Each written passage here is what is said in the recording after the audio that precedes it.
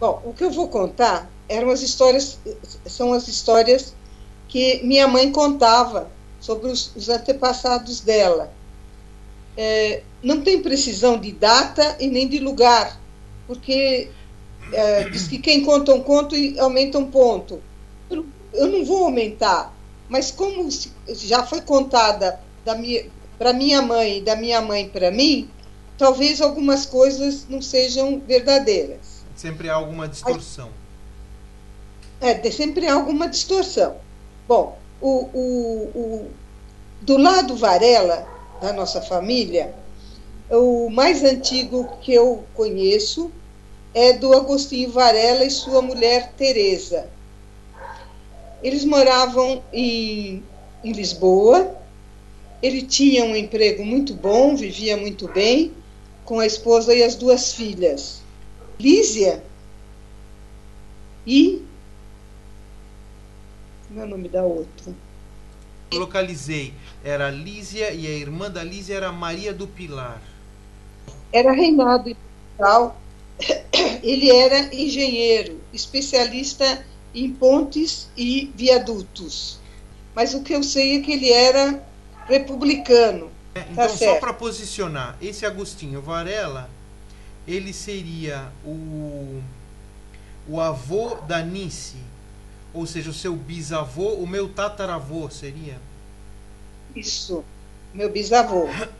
Ele era o pai da minha avó, da Lísia Varela Antunes. E ele tinha ideias revolucionárias, que era proibido fazer essas reuniões voltadas à república. Os republicanos eram perseguidos. Só que ele e os amigos se reuniam à noite, em datas marcadas, em lugares marcados, para agir não contra o governo em si, mas porque eles queriam que Portugal se tornasse uma república. Certo. E nem a esposa dele sabia o que ele fazia nessas reuniões. Mas ela não se conformava dele sair toda semana para se encontrar com os amigos e não contar para ela aonde ia. E tanto ele insistiu, ela insistiu com ele, que ele acabou contando para ela que ele fazia reuniões republicanas. Mas só que pediu para ela para não contar para ninguém. E ele temia muito por isso. Só que a mulher não aguentou e acabou contando para a irmã dela. Contou para a irmã que o marido tinha ideias republicanas e que fazia reuniões, mas fez ela prometer que não ia contar para ninguém, nem para o marido dela. Só que ela chegou em casa e contou para o marido. O marido, para usufruir de vantagens perante o governo, acusou o cunhado de ser republicano e de fazer reuniões. Mas como ele era uma pessoa muito querida, ele recebeu uma ordem de sair de Portugal em 48 horas, senão ele seria preso e poderia ser condenado à morte, não sei qual seria o castigo. Então, em 48 horas, ele, a mulher e as filhas juntaram o que puderam, e entraram num navio e vieram embora para o Brasil. Chegando aqui no Brasil, ele já era conhecido aqui também como um engenheiro famoso. E nessa época estavam construindo uma estrada de ferro que ia de Curitiba a Paranaguá. E ele, logo que chegou, já foi contratado para cuidar, para fazer os projetos dessas pontes e viadutos. E aí eles foram morar no Paraná. Eu não sei direito qual era a cidade. E ele começou a trabalhar com afinco nessa estrada, como responsável pelos viadutos e pontes. Acontece que ele era uma pessoa muito frágil de saúde. e ele foi mordido por uma aranha na mão. E na época, quando acontecia isso, o remédio que eles usavam era o fumo. Eles moíam o fumo e punham na mordida do... Era o único remédio que existia para isso. E realmente ele sarou. Mas como ele já tinha uma saúde muito debilitada, porque ele era uma pessoa fraca, né, de saúde, ele acaba, e ainda a tristeza de deixar o país dele, onde ele estava lutando pela República, ele acabou morrendo. Ele acabou morrendo, deixando a mulher e as 2 filhas. Diz A que mulher... essa data da morte é provavelmente 1895, conforme uma carta de pêsames do tal de Vicente Machado, datada de 8 de março de 1895. Essa era vice-governador, né? Parece que sim. Tinha Lícia tinha 16 anos e Pilar tinha 20 a 21 anos. Isso. Então, a mulher se viu assim obrigada a trabalhar para poder sustentar as filhas, que na época era difícil uma mulher que trabalhava, né? E o que ela sabia fazer? Como ela viveu o tempo todo lá, foi criada em Portugal, e na época as meninas aprendiam corte e costura, bordados, crochê, vários tipos de crochê, vários tipos de artes. Ela fundou uma escola. Na casa que ela morava, ela fundou uma escola de trabalhos manuais. E assim ela conseguiu criar as 2 filhas.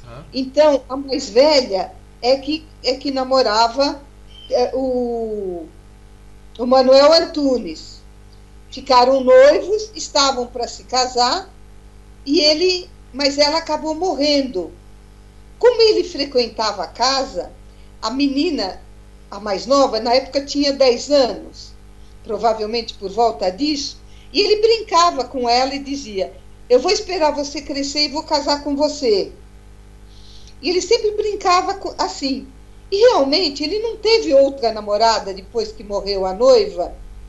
E quando a mais nova estava com 18 ou 20 anos, mais ou menos, ele acabou casando com ela. Esse detalhe você não lembrava. É verdade. Ele acabou casando com ela. Casou com ela. Ele era um homem, não era assim uma pessoa de grande projeção. Ele trabalhava nos escritórios da Estrada de Ferro. E aí casou com a Lísia Varela, que se tornou Lísia Varela Antunes, e teve um filho. Quando esse filho nasceu, o médico falou para a Lísia, que a gente chamava de Lili. Chamaram para Lili, disseram para Lili: cuide bem desse filho, porque você não vai poder ter mais filhos. Esse vai ser o único filho que você vai ter. E o menino era um menino muito esperto, tocava violino maravilhosamente. Com 12 anos, ele era considerado um gênio do violino. Esse que chamava Beethoven? Mas aí ele chamava-se Beethoven. Ok. Beethoven Varela Antunes. Sim. Faleceu em fevereiro de 1910. Faleceu em 1910. Isso. Quando ele faleceu, porque ele teve escarlatina. Olha só. Que hoje é uma doença que já está erradicada, que não existe. E na época era praticamente fatal. Aí quando ele morreu, o casal ficou desesperado, o Manuel e a Lili. Eu vou chamá-la de Lili porque era assim que ela era conhecida. Então, porque eles não poderiam ter mais filhos. E a Lili chegou a confessar que eles não se mataram porque a mãe dela ainda era viva e não tinha ninguém para cuidar dela. Então, eles mudaram da cidade que eles moravam e foram para Curitiba. Lá ela fez um tratamento muito grande, muito tratamento para poder ter mais um filho. E teve a minha mãe, a Anice. Então, quando a Anice nasceu, ela achou, bom, nunca mais vou ter filhos. E a Anice, desde nova, teve assim muita tendência para tocar piano, para o piano. E ela teve ótimos professores, dentro da possibilidade deles, porque o pai trabalhava na estrada de ferro, não tinha assim um salário muito bom. E aí, 7 anos depois de ter nascido a Anice, nasceu a que nós conhecemos como Lilita, que é a Lísia Varela Antunes, que depois se tornou dos Anjos. E aí, então, passado algum tempo, a Anice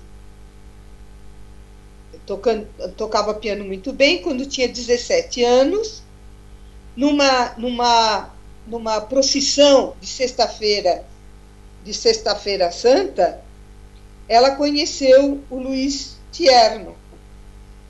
E ali eles começaram a namorar, depois casaram, e desse casamento surgiu eu e a Cleusa e o Celso Luiz.